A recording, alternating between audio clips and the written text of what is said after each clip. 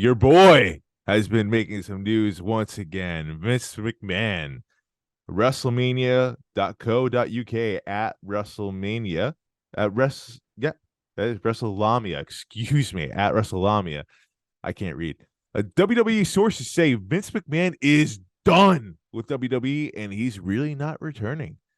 That's after the investigation has been concluded. Vince McMahon is not coming back to WWE. He's officially saying retired. That's among speculation that he may come back, take over what's rightfully his. Puddy, I have to ask. I might know the answer from you, but is WWE better off without Vince McMahon? Yeah, it's a tough question, my friend. Tough question.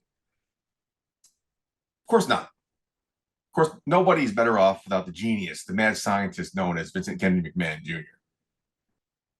I know However, you said. the results speak for themselves. What Triple H has done the past 100-something days is turn that whole company around. Is making people who were really kind of souring on the product reinvigorated. Speaking of our own good friend Greenman was talking the other day how Raw and SmackDown are kind of appointment TV again for him. It hasn't felt like that way in years. So we're still in the honeymoon phase. We don't know.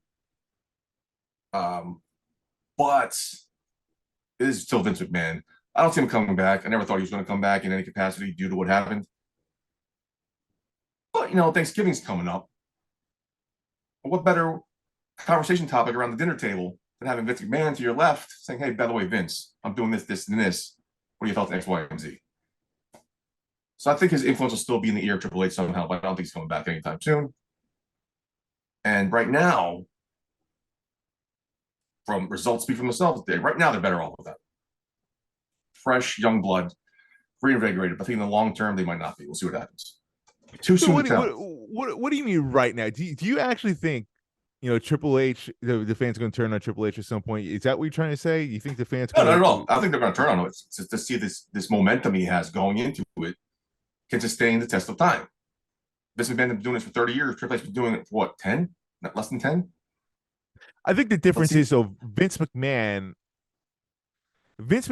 obviously, hey, listen, there would be no WWE, there would be no professional wrestling as it is today without Vince McMahon. So kudos to him for what he's done for this industry and for this sport, right? Yep. Let's get that out of the way. With all that being said, though, I mean, there's no denying for the past, almost 10 years, maybe, Vince McMahon has not had his finger on the pulse, whether it meant for pop culture, whether that meant for today's day of what works and what doesn't creatively. It just wasn't working. There were more misses than hits with under the tutelage of Vince McMahon. Triple H seems to have his ear on the ground. I shouldn't say seems to, clearly has the ear to the ground and is listening to what the fans want, what the talent even want. It's not even just about the fans. Clearly, you see talent that are looking to come back or have come back after being fired by Vince McMahon or after being asked to be let go from Vince McMahon, because Triple H, I equate it to an actor's director. You hear that term, like Quentin Tarantino, right? Like he understands actors. Actors love working with him because he's a director. He's an actor's director, and so I think that's what Triple H is. And we're talking about Triple H like he's the CEO. It's Stephanie McMahon and Nick Khan, and so obviously, kudos going to them for allowing Triple H and Shawn Michaels and everyone else in that's in charge of their respective duties to do their job and not overstepping. It seems to be, from like what's being reported, it's a much happier environment in WWE in the locker room. And I think that's resonating. We're seeing that on television and the fans are seeing that live. Like, it's a different world right now. And Vince McMahon, I think he overstayed his welcome, truth be told. And I can't see a world where he would want to come back. And of course, he's probably going to drop his influence on Triple H, as you talk about at the Thanksgiving dinner. Will Triple H listen? Sure. But will he follow through with what Vince McMahon asks? Maybe not, depending what ideas Vince McMahon has. I mean, clearly Vince McMahon, not all of his ideas are bad. I mean, look what he did with Roman Reigns, right? Obviously, that was a home run. Yep. obviously, but you look at the track record. It's not been a good track record for the last almost a decade, I would say. I don't go that far, but yeah, it's definitely been a lot of bumps on the road. Bray Wyatt, Karrion Kross, Keith Lee for the Mind, all names that Triple H, two of them, Rob came back into the fold, done fantastic stuff with him. So Triple H right now he has on the pulse. The fans want what the locker room wants. The locker room is much better because they can come to him with creative ideas and they'll listen.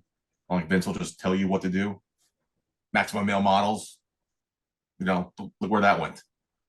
Right. Ezekiel, where that went. So in the waning days of his time, Vince McMahon did have a lot of XKs on the board for striking out. Absolutely. So right now, I mean, we're all enjoying Triple H. Let's see how this goes until he gets his first bis. Again, not just Triple H show. We have to give kudos to where kudos is for the CEOs, Stephanie McMahon and Nick Khan. I think Triple H does get a lot of credit because of he's directly handling the creative and the talent. But again, the ones that are really driving the ship right now, it's definitely in Nick Khan. It's weird because Nick Khan took all the blame for these budget cuts when he absolutely. Absolutely. But now he's like hiring everybody back. Okay, no problem. What was this budget? What was the budget problems then? Like, why are you cutting these people in the first place? Was he just a scapegoat then? Possible. I think we talked about that one time too. Yeah, scapegoat probably. But I don't think he was just the scapegoat in the sense that he had nothing to do with it. I think he had his hand in the cookie jar, and he'll say, "I'll take the blame for it, no problem." He was a good soldier. He's a good soldier because exactly. the last thing you want is like the face, the CEO of your company to get all the bullets at them. You need security around you for that. And Nick Khan, he was probably he was in charge of that department. So it's the obvious choice to take the blame for it would be Nick Khan. That's the reward he got, CEO. Good job. So I mean, like clearly it wasn't budget cuts. No, exactly. Now it's just proven that it was something else. I wonder what it was.